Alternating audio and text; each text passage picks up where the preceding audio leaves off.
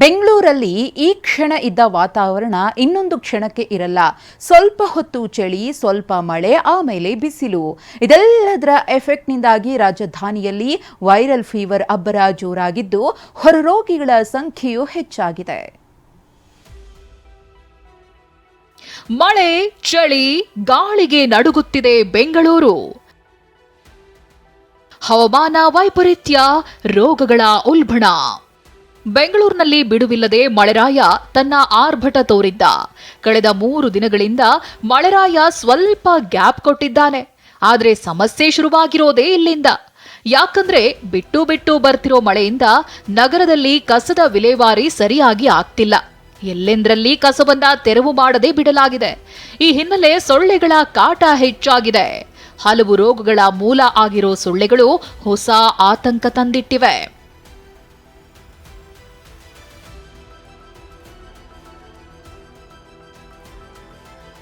ನಗರದ KC general ಆಸ್ಪತ್ರೆ ಸೇರಿದಂತೆ ಅನೇಕ ಆಸ್ಪತ್ರೆಗಳಿಗೆ ಜ್ವರ, ಕೆಮ್ಮು, ನೆಗಡಿ, ಉಸಿರಾಟದಂತ ಸಮಸ್ಯೆ ಹೊತ್ತು ಬರೋರ ಸಂಖ್ಯೆ ಹೆಚ್ಚಾಗಿದೆ.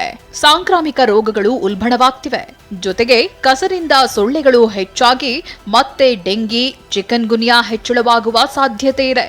ನಗರದಲ್ಲಿ ಆಸ್ಪತ್ರೆಗಳ ಒಪಿಡಿಗಳು ಜನರಿಂದ ತುಂಬಿದೆ. ಈ ಬೆನ್ನಲ್ಲೇ ವೈದ್ಯರು ಕೂಡ ಆರೋಗ್ಯದ ಬಗ್ಗೆ ಗಮನ ಕೊಡಿ ಅಂತಿದ್ದಾರೆ. ವಾಂತಿ, ಬೇದಿಯಂತ ಲಕ್ಷಣಗಳು ಕಂಡು ಬಂದ್ರೆ ಕೂಡಲೇ ಆಸ್ಪತ್ರೆಗೆ ಭೇಟಿ ನೀಡಿ ಚಿಕಿತ್ಸೆ ಪಡೆಯುವಂತೆ ಸಲಹೆ ನೀಡಿದ್ದಾರೆ. ಸೊಳ್ಳೆಗಳಿಂದ ಪಾರಾಗಲು ಫುಲ್ ಸ್ಲೀವ್ ಬಟ್ಟೆ ಧರಿಸಿ ಹಾಗೂ ಬಿಸಿನೀರನ್ನ ಸೇವಿಸಿ ಅಂತ ಸಲಹೆ ಕೊಡ್ತಿದ್ದಾರೆ.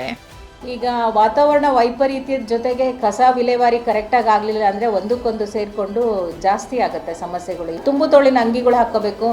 ಡೇ ಬೈಟರ್ ಸೊಳ್ಳೆಗಳು, ದಿನದಲ್ಲಿ ಕಡಿಯುವಂಥ ಸೊಳ್ಳೆಗಳು, ಅದು ಬೆಳಗ್ಗೆ ಹೊತ್ತು ಮತ್ತು ಲೇಟ್ ಈವ್ನಿಂಗು ಅದನ್ನು ಅವಾಯ್ಡ್ ಮಾಡ್ಕೋಬೇಕು. ಮನೆಯಲ್ಲಿ ಏನಾದರೂ ಒಳಗಡೆ ಇನ್ನರ್ ಇದರಲ್ಲಿ ಸೆಟಪ್ಪಲ್ಲಿ ಪಾಟ್ಸ್ ಎಲ್ಲ ಇಟ್ಕೊಂಡಿದ್ರೆ ಅವನ್ನೆಲ್ಲ ಕ್ಲೀನ್ ಮಾಡಿಸ್ಕೊತಾ ಇರಬೇಕು. ಹಗಲೊತ್ತಿನಲ್ಲಿ ಕಡಿಯುವಂಥ ಸೊಳ್ಳೆನ ಅವಾಯ್ಡ್ ಮಾಡಿಕೊಂಡ್ರೆ ಡೆಂಗ್ಯೂನ ಅವಾಯ್ಡ್ ಮಾಡ್ಬೋದು.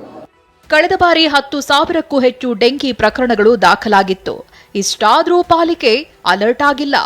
ನಗರದ ಕಾರ್ಪೊರೇಷನ್, ಮಾರ್ಕೆಟ್, ಮೆಜೆಸ್ಟಿಕ್ ಸೇರಿದಂತೆ ಅನೇಕ ಕಡೆಗಳಲ್ಲಿ ಕಸವನ್ನ ತೆರವು ಮಾಡಿಲ್ಲ.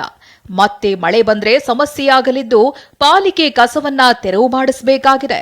ಆ ಮೂಲಕ ರೋಗಗಳು ಬರದಂತೆ ತಡೆಯಬಹುದಾಗಿದೆ. ವಿನಯ್ ಕುಮಾರ್ ಕಾಶಪ್ಪನವರ್, TV9 ಬೆಂಗಳೂರು.